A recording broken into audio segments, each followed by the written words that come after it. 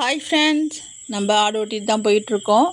நம்மளும் இன்றைக்கி போகிறோம். ஏன்னு பார்த்தீங்கன்னா, நம்ம கடல போட்டிருந்தோம் இல்லையா, அந்த இடத்துல இவ்வளோ நாள் மேய்ஞ்சிட்டு இருந்தானுங்க. அங்கெல்லாம் வந்து இவங்க ஒண்டியுமா ஓட்டிகிட்டு போயிடுவாங்க. வீராணம் ஏரி வரைக்கும் போய் மேய்ச்சிட்டு வருவாங்க. இப்போ எல்லோரும் மழை பெஞ்சதுமே ஏர் ஓட்டிட்டாங்க. நம்ம கொல்லையிலையும் ஏர் ஓட்டி எருவடித்து கம்பு இறச்சி விட்டுட்டோம்.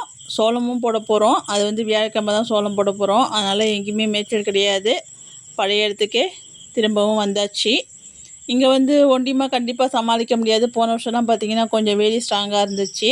அப்பயுமே வந்து அங்கங்கே பூந்துருவானுங்க. இப்போ மழை பெஞ்சத்தில் வேலி வந்து சுத்தமாக சாஞ்சிடுச்சு. இப்போ 2 பேரால் சமாளிக்கிறதே ரொம்ப கஷ்டம். அதனால தான் 2 பேருமே வந்துட்ருக்கோம் வயலுக்கு.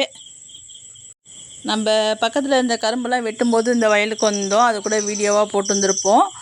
அப்போ வந்தது தான். அதுக்கப்புறம் இப்போ தான் வரோம். இடையில ஒரு நட 2 நட கள்ளக்குடி ஏறுறதுக்காக வேணா வந்திருப்போம். ஆடு மேய்க்கிறதுக்கு அடுத்தது நம்ம இப்போ தான் வரோமே. பக்கத்தில் உள்ள முருங்கையெல்லாம் பூ பிஞ்சிலாம் வச்சிடுச்சு. ஹைட்டாக வளர்ந்துட்டாங்க எல்லாருமே. அதனால் இவங்க ஏறி ஏறி தாவுறானுங்க. அதனால் நம்ம கூட வந்திருக்கோம் இன்றைக்கி. நம்ம அலமையில் பாருங்கள், கரெக்டாக குறி வச்சு அங்கே தான் போயிட்டுருக்கு. வேலி மேலே ஏறி அந்த முருங்கையை சாப்பிட்ணுதுக்கு. அவ்வளோதான். இங்கேயுமே காஞ்சி தான் கிடந்துச்சு. இப்போ வந்து ஒரு வாரமாக மழை பெஞ்சிட்டு இருக்கிறதுனால கோரையெல்லாம் ஒன்று ஒன்று முளைச்சி நல்லா பசுமையாக இருக்குது. அது மேய மாட்டேங்குதுங்க. குனிஞ்சி பக்கத்து கொல்லைக்கு தான் போகிறதுக்கு நிற்கிதுங்க. இதுங்களை வச்சுட்டு சமாளிக்கிறது ரொம்ப கஷ்டமாக இருக்குது. இதுக்கே பார்த்திங்கன்னா நம்ம அடை தீவனத்தெலாம் அள்ளி வச்சு நல்லா வயிறெல்லாம் ஃபுல் பண்ணி வச்சு தான் கொண்டுட்டு வந்தோம். அப்பயே அடங்க மாட்டேங்குதுங்க. நம்ம காலையிலேருந்து 2 கட்டு கடலக்கொடி கொண்டு போய் வச்சாச்சு. அதையும் திங்க வேணான்னு கத்திக்கிட்டே கிடந்துச்சிங்க. சரி ஓட்டிகிட்டு போவோம். இது ஓட்டிகிட்டு போனால் தான் நம்ம கொஞ்சம் நேரம் அமைதியாக வீட்டில் இருக்கலாம். நைட்டாச்சும் தூங்க முடியும். இல்லைன்னு வச்சுக்கோங்களேன், நம்ம நான் இப்போ ஓட்டிகிட்டு போனோம்னு வச்சுக்கோங்க, நைட்டு சுத்தமாக வந்து அதுங்க அதே ஞாபகமாகவே இருக்கும். நம்மளை தூங்கவே விடாது, கத்திக்கிட்டே கிடக்குங்க. அதனால் நம்ம ஓட்டிகிட்டு வந்துட்டோம். நம்ம ஒரு அரை மணி நேரம் மட்டும் நின்றுட்டு போனால் போதும். அது வரைக்கும் தான் அலைவானுங்க. அதுக்கப்புறம் கப்பு சிப்புன்னு போய் கள்ளக்குடியில் போய் பூந்துருவானுங்க எல்லாருமே. நம்ம இந்த கொலையிலையுமே கள்ளக்குடி போட்டு அது வந்து நினையாமல் இருக்கிறதுக்கு கொட்டாயும் போட்டிருக்கோம். அது வந்து நம்ம வீடியோவில் காமிச்சதில்லை. இப்போ காமிக்கிறவங்களுக்கு இங்கேருந்து தான் கள்ளக்குடி அள்ளி கொண்டாந்து அங்கே போடுவோம். நம்ம வந்து தெருவில் ஒரு கொட்டா போட்டிருக்கோம் இல்லையா, அந்த கள்ளக்குடியை வந்து எடுக்கிறது கிடையாது. அது அப்படியே தான் இருக்குது. அது வந்து கொஞ்சம் சேஃப்டியாக இருக்கிறதுனால அதை அப்படியே வச்சுட்டோம். இதை மட்டும் கொஞ்சம் அள்ளி அள்ளி கொண்டு போட்டுக்கிறது. இவனுங்க இதுமாரி மேய வர டயத்தில் அதை ஏரியும் தின்னுப்புட்றானுங்க. இவனுங்க தின்னது போக தான் மிச்சம். எதையும் கணக்கு வழக்கெல்லாம் பார்க்கறது கிடையாது. இதை தின்னா நஷ்டம், இதை தின்னா லாபம் அப்படின்லாம் கணக்கு வழக்கெல்லாம் லாப நஷ்டம்லாம் பார்க்கறது கிடையாதுங்க. இவனுங்க பட்னி இல்லாமல் இருக்கணும், அவ்வளோதான். கத்தக்கூடாது, அவ்வளோதான். வேறு ஒன்றுமே கிடையாது. இதில் எவ்வளோ லாபம் கிடைக்கிது, எவ்வளோ நஷ்டமாகுது, எவ்வளோ தீவனம் வைக்கிறோம் அப்படின்னு நம்ம எப்படி விவசாயத்தை வந்து கணக்கு இல்லாமல் பண்ணுறோமோ அதேமாரி தான் ஆடுகளையும் நம்ம வளர்த்துட்ருக்கோம். விவசாயிங்க என்ன தான் நஷ்டமானாலும் விவசாயத்தை விடுறதில்ல பார்த்தீங்களா, அதேமாரி தான் இவனுங்களையும். இவங்க வந்து பட்னி இல்லாமல் இருக்கணும், அவ்வளோதான். இதில் லாபம் கிடைச்சாலும் சரி, கிடைக்காட்டியும் சரி.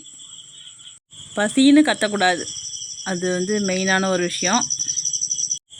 இப்போ ஒரு வாரத்துக்கு முன்னாடி நம்ம கீரிப்பூச்சி மருந்து போட்டோம் இல்லையா, அதுலேருந்து ஆடுங்கலாம் பார்த்தா கொஞ்சம் வந்து இலைச்சி போச்சு. கீரிப்பூச்சி மருந்து போட்டாலே ஆடுங்க கொஞ்சம் இலைக்க தான் செய்யும். அதுங்களுக்கு அப்போது கீரிப்பூச்சி மருந்து போட்டதுக்கப்புறம் நல்ல சப்போர்ட்டான பசுந்தீவனமாக இருந்து சாப்பிட்டுச்சிங்கன்னா அதுங்களுக்கு கொஞ்சம் எனர்ஜியாக இருக்கும். அது வந்து இப்போதைக்கு இல்லாமல் போயிடுச்சு. அது ஒரு பெரிய கஷ்டமாக இருக்குது. இவங்களுக்காகவே கொஞ்சம் ஒரு வயலில் மட்டும் கம்பை வந்து விரச்சி விட்டு வச்சுருக்குறோம்.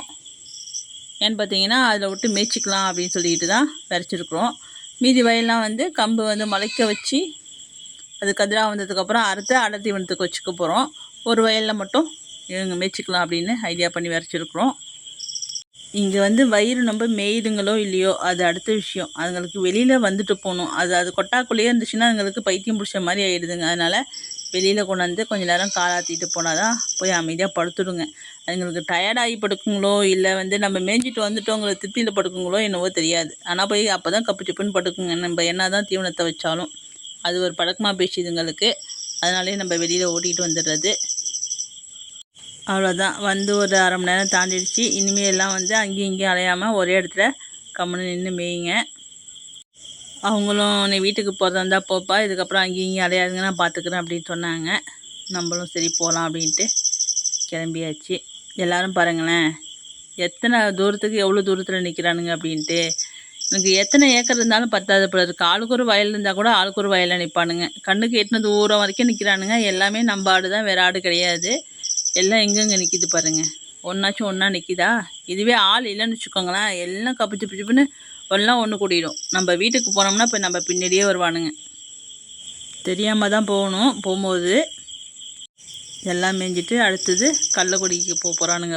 இப்போ கொட்டா போட்டிருக்கோம் பார்த்தீங்களா, தூரத்தில் தெரியுது பாருங்க கொட்டா. அதுக்கு அடியில் தான் நம்ம கள்ளக்குடி போட்டு வச்சுருக்கோம். இப்போ எல்லாத்தையும் மேய்ஞ்சிட்டு அதில் ஏறி கொஞ்சம் நேரம் விளாண்டுட்டு இஷ்டத்துக்கு தின்னுட்டு அதையும் கொஞ்சம் களைச்சி விட்டுட்டு தான் வீட்டுக்கு வருவானுங்க. நம்ம அதுக்காட்டி போயிட்டு தண்ணி மொண்டு வைக்கணும். ஏன்னா நம்ம அடை தீவனத்தில் அள்ளி வச்சுட்டு ஆடுங்க பின்னாடியே வந்துட்டோம். தண்ணி ஊற்றி வைக்கல. வரத்துக்கட்டியும் போயிட்டு தண்ணி 2-3 குண்டாலில் பிடிச்சி வைக்கணும். ஃபஸ்ட்டு இவனுங்களுக்கு தெரியாமல் போகணும், அதான் பெரிய விஷயம். தெரிஞ்சுன்னு வச்சுக்கிங்களேன், மேயதெல்லாம் விட்டுட்டு பிள்ளைன்னு வீட்டுக்கு வந்துடுவானுங்க. அங்கே வந்து கற்றுவானுங்க. இதில் நம்ம நோட் பண்ணிக்கிட்டே இருக்கிறது யாருன்னு பார்த்தீங்கன்னா, தாலாட்டு நோட் பண்ணோம், இல்லைன்னா மயில். ரெண்டுத்தில் யாராச்சும் ஒருத்தவங்க தான் கரெக்டாக கண்டுபிடிப்பாங்க. ஒருத்தன் நம்ம போகிறது கண்டுபிடிச்சி தாலாட்டோ இல்லை மயிலோ கிளம்பும். அதுக்கு முன்னாடி எல்லாம் பிள்ளைன்னு ஓடியாந்துருவானுங்க. நம்மளும் சைலண்டாக கிளம்பி வீட்டுக்கு வந்துட்டோம். அந்த அடை தீவனெல்லாம் இறஞ்சி கந்தத்தை மயில் சாப்பிட்டுட்டு நம்மளை பார்த்ததும் மயில் எஸ்கேப் ஆகிறாங்க தோப்புக்குள்ளார. நம்ம தண்ணியெல்லாம் பிடிச்சி வச்சிடலாம் வரத்து கட்டிக்கும்.